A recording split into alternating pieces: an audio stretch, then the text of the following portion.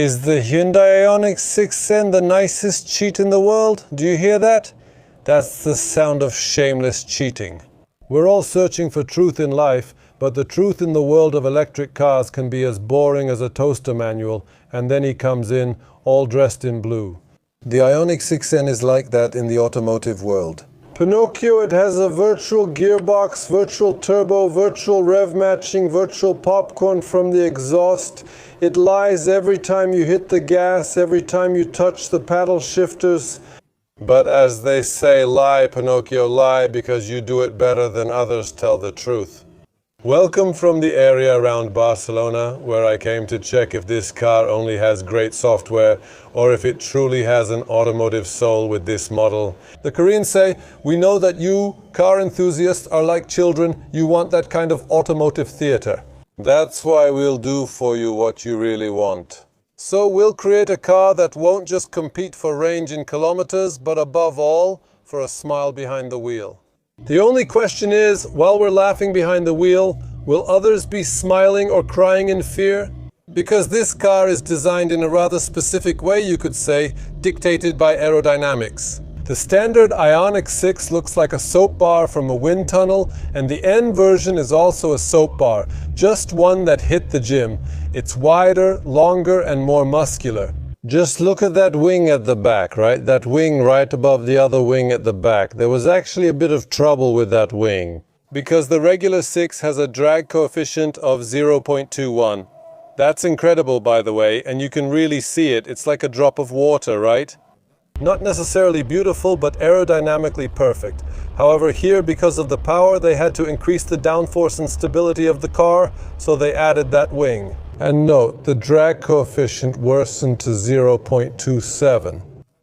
Look at how little it takes to completely ruin aerodynamic achievements with just one element. Well, it's a trade-off. You had to increase the downforce, but not entirely. Maximize the downforce, because that in turn leads to higher energy consumption. So you had to balance between downforce, stability, and still, despite everything, aerodynamic drag. And they ended up balancing it into this kind of windowsill. Considering the top speed of this car, 257 kilometers per hour, admit it, this windowsill might come in handy. We also have 20-inch QT wheels here, and even though they look quite nice, they have their own aerodynamic abilities. Do you see this wide rim? Notice that this is a 20-inch, not a 21-inch like in the FIVECN. A 21-inch wouldn't fit here. Since we have 20-inch wheels instead of 21-inch, there's a bit more rubber here. And this car, even though it's probably a bit sportier than the FIVECN, still isn't hopelessly stiff and uncomfortable. And since we're already at the back, we also have something here that marketers call a diffuser. It looks nice, although I doubt it actually sucks the car down to the asphalt in any way. Corvette Z06 Noble M600 Camaro ZL1, what do these cars have in common? They have 650 horsepower under the hood, just like the Hyundai Ioniq 6N, an ordinary family four-door sedan. Those have it under the hood. This one has it at the axles. Of course, two motors. Here we have 238 horsepower at the front and 412 horsepower at the rear, for a total of 650 horsepower. Which aren't available all the time though, because to activate them you need the NGB button, which I'll talk about in a moment. Without that button, this car has only 609 horsepower. Well, that's poor, right? On top of that, 717 Nm of torque and 3.2 seconds from 0 to 100. I have acceleration measurement equipment here, but the pace of today's presentation on the track was such that I didn't have the slightest chance to have a piece of the track to myself. So we just have to trust the Koreans when it comes to that claim. Besides, in NGB mode, it's normally 3.4 seconds anyway, right? An outstanding result, because it actually puts this car in the same league as real dream cars. Stopping this car in place requires proper brakes. Here we have 400 mm in the front, 360 mm in the back. Interestingly, this car is lighter than the 5N by several dozen kilograms, because this one weighs 2,166 kilograms. The 5N weighed about 2,200 kg. So brakes will definitely come in handy in both cases. My dear friends, the partner of this episode is WEHISPL, a car platform where you can find over 10,000 new and used cars. The platform cooperates with dealers of all brands, from the most popular to the most expensive ones. And with the code ZACHAROFF, you'll get a discount on WEHIS. PL an additional 1% discount. So for example, in the case of a car worth 200,000, that will be 2,000 zlotys extra discount on top of the discounts visible on the WEHIS.pl website. You choose a car, calculate the installment, get a financial decision, and sign the contract 100% online, or if you prefer a traditional conversation, of course, you can also do it with an advisor. Check the description where you'll find a link to thousands of cars you can lease. Charging takes just 18 minutes from 10 to 80% thanks to the 800V architecture, which allows you to charge this car with a maximum power of 260 kilowatts. We came here to test these cars on the track, so I'll focus on the track. First of all, just in 2 sentences. We came here by highway, so we had the opportunity to test these cars at speeds of around 90 or 100 km/h. And I have to admit, the first and most important impression of these cars when driving on public roads is that they handle absolutely precisely and are comfortable. What surprised me is that a 650 horsepower car might be associated with something that drives really aggressively, harshly and uncomfortably, but here not only is the car amazingly quiet. I was talking with a colleague, a journalist, really in a half whisper just to test it, and nothing bothered us. And that was at highway speed, so in that respect the car is really suitable for everyday driving, and on top of that, it's not stiff or uncomfortably suspended at all. Besides, that's why it has so many different modes, so you can choose the right one. But eventually we get to the track, and it turns out there are plenty of modes again. So we choose one where, for example, we can change gears with the paddles behind the steering wheel, and those gear changes are fantastic. I mean, I've already driven cars with these solutions because I drove the Lexus RZ last year, but that wasn't on a track, it was on public roads, and only now on the track. In fact, it stops being just fun and starts becoming a kind of solution. So that driving an electric car is not just about fantastic acceleration and excellent torque, but also so that it comes with emotions. You hear it, of course. I know that all of this is fake, of course. I know that here. Appropriate. Speakers play in the back to make it sound like it's popping from the exhaust, and other speakers play in the front so you can hear the engine sound. But it all comes together into one neat whole, which really gives us that missing element that was there before when we were driving an electric car. We were waiting in complete silence, feeling like something was missing. Here, the car, look, we change gears and again, and we brake, and it all sounds, oh look, there was a cutoff just now and again, another popcorn sound from the back. I'll tell you this, it's not a car that's made perfectly for the track, but that's exactly its advantage.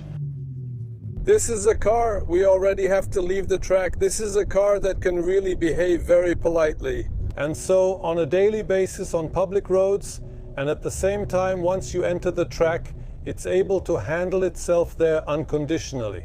And not just in one mode. You don't feel its weight because it's really set very low. And of course that translates into the fact that it holds the corners here perfectly. All the more so because this is quite a difficult track. It has elevation changes, you go up and down, it's a demanding track, and I think it's no coincidence that this one was chosen. To show that this car isn't afraid of tracks like this, with lots of corners. It's not a super fast track, but at the same time, the elevation changes throw the car left, right, up and down, and the car holds on.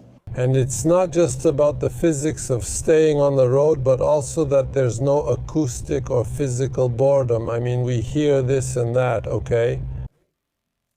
We also feel those jolts, those micro surges that in another car, a combustion car with a regular gearbox, usually come with gear changes. Here in this electric car we feel exactly the same thing. Somehow they managed to do it with the software, you know? However, when you switch to the right mode and really get into how it works, honestly, you can forget for quite a while that you're driving an electric car, and that's a good thing, right?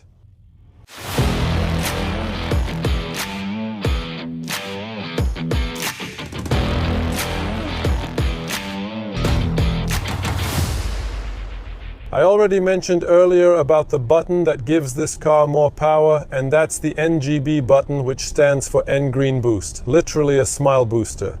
And that's exactly how it works, because the car gets those extra 41 horsepower in a burst that lasts 10 seconds, and after it ends, after 10 seconds, we can use it again. That's how it works in this mode.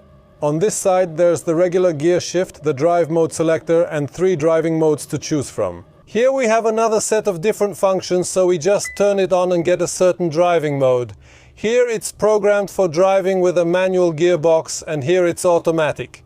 But it's different again. You can even hear it. It already starts to sound while idling, and I can rev the engine while standing still, of course, with pops from the exhaust. How is it different? So here we have the perfect trick, which you can see here. On the head-up display, we can even see everything. What's funny is that, for example, when people walk by here, I can rev the engine as much as I want and no one even looks back.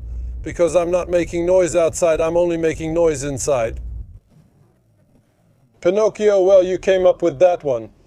Alright, so here we have a game controller, you see, which really works in various ways. Now I don't know how to get out of this, how to exit this, switch to another mode, but it's still buzzing. Now I don't know. Maybe like this or maybe like that. I don't know what to do. Just let it buzz. It'll be better in the vehicle. Let's go back inside. I don't have much time since we have to leave the track soon. So this is not a cheap car, and we can expect good quality finishing materials.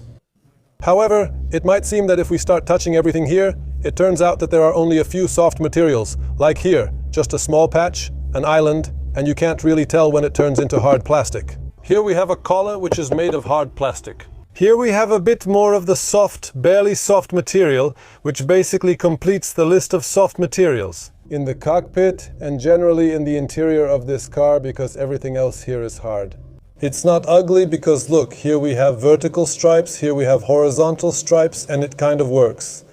However, this is not a luxuriously finished car. Look at this interesting thing. There are no buttons at all on the doors. Absolutely none. All the buttons have been moved to the center of the dashboard. Because of this, the passenger doesn't have their own button to control their window. And to open the window, they kind of have to cross the line, the boundary, and enter the driver's zone to open that window.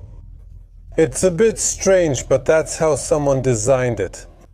As for storage compartments, we obviously have wireless charging here, 2 cup holders, there's a small space for odds and ends here. Moving on, here you can see a spot for the key in the armrest, and overall, quite a lot of space. Oh, I didn't mention the armrest, it's quite soft, and actually the armrest here is just as soft, so that's definitely a good thing. We also have down here on the lower level a huge storage compartment. There, now you can see it. We also have narrow storage pockets in the doors. And I suppose that if someone wanted to, they could even toss something into this gap here. By the way, this gap runs the entire length of the door, which means that basically, when the doors open, I can close it from here. Yes, yes, yes, yes.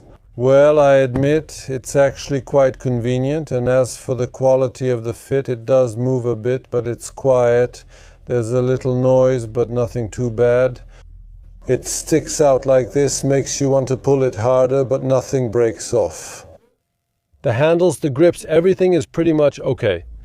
Here it moves, but without any noise, I don't know where else you could press nastily, but generally it's not put together badly. Visibility from the perspective of a 2-meter tall person is quite good. The mirrors don't blend in with the pillar, but the pillar here in front of my eyes is already pretty wide. It blocks the view a bit. Unfortunately, as a 2-meter tall person, I'm sitting at the height of the mirror, so this part is also a bit difficult for me. As you can see, the mirror has blended with the pillar. Let's continue. The rear windows are quite large, and there's a small window that, let's say, with a very thick C-pillar, helps a bit. And then we have a view of the spoiler, which you can't really tell where it ends. So here it's useful to have cameras, and we have a set of cameras here. Here, of course, everything flips and displays properly. We have 100 different options and so on, so we can choose and park fairly safely, so we won't complain about visibility. Maybe I'll show you one more screen to give you an idea of the level of this technological trickery. Look, let's take the drift optimizer, for example. Here we have 3 interesting options to choose from.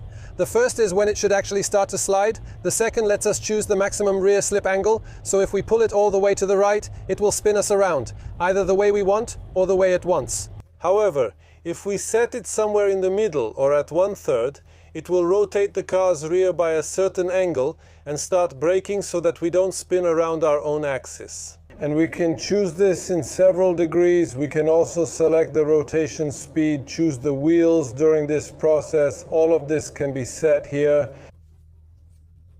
It's like a computer game on wheels, you could say. Of course, there are many, many more options here. Now, a quick test for someone 2 meters tall above my head. I have, well, about 2, maybe 3 fingers of free space, so let's say that's more than enough. I'm sitting properly in relation to the steering wheel, and the steering wheel adjustment here is really in a good range. What's important is that the console here is shaped in such a way, just one straight line in front of me, that I don't have any problems with my knees. They don't hit the console. However, if I wanted to lower the steering wheel a bit, sooner or later my knee would unfortunately hit the lever. To choose the driving direction or the gear lever, let's call it that, and that's why I have to keep the steering wheel in the highest position, which isn't a big problem. I'm just pointing out that if someone has long legs, they need to watch out for that. Now the best place in the back. First, the good news. Look how much space there is in front of the knees of a 2 meter tall person sitting behind another 2 meter tall person. But above the head, you saw that drop of water, that aerodynamic characteristic body shape, the sloping roof. And as a result, I can't straighten up here. If I sit a bit hunched over, it doesn't bother me that much. But if I said, let's do a test for someone who's 2 meters tall, then I'd hit my head on the headliner, end of story. Another bad news is the lack of space under the driver's seats. Look, there's absolutely no space here, so at most we can just put our shoes like this, and that's all we can do about it. But apart from that, the floor is flat, so there's basically the same amount of space for everyone sitting here, including the person in the middle. We've got a little storage compartment here, 2 USB-C ports, and we've also got air vents. What's important is that when we look into the trunk, you'll see these reinforcements, these sporty accents. Well, apparently they were just necessary in a car with this kind of power. And now look, here we have the right levers that, watch this, there you go, fold down the backrests. Will that come in handy? Maybe for transporting skis. Exactly, because probably only long and narrow items can fit through here. You won't be able to fit suitcases or any kind of cabinets in here. Besides, we have 348 liters here, so that's not much either. We can also try to look under the floor here. There's a tray, a few extra liters of space, which is already taken up by gadgets provided by the manufacturer. And still, we don't really have that much space, right? There's also a high loading threshold here, and the loading opening is quite small. But that's just a feature of sedans, so we won't complain about that. We also had a short drifting exercise, and I have to admit, it wasn't easy. This car has very grippy tires. It also has a lot of power, and that power is released in a pretty spectacular way.